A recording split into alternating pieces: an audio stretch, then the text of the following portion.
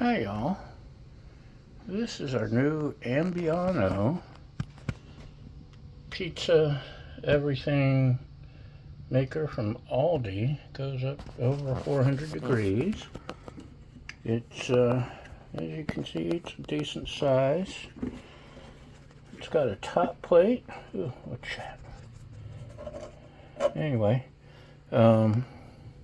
bottom plate, top plate, they both heat up, so you stick your pizza in, and it holds a large pizza. It does a good job on pizzas.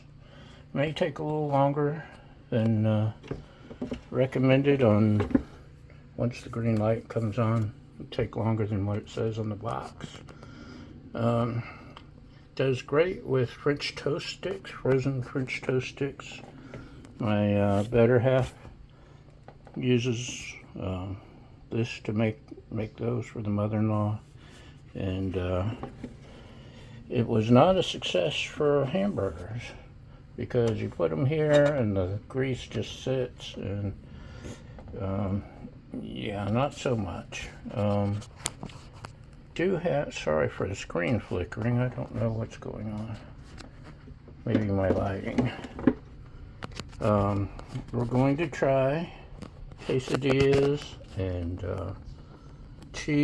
grilled cheese, and we're even going to try their sweet potato recipe because the mother-in-law loves those.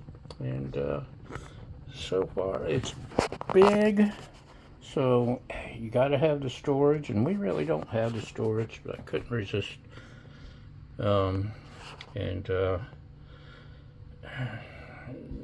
For the money and as little pizzas as we eat, yeah, not so. I thought it would be more versatile, to be honest.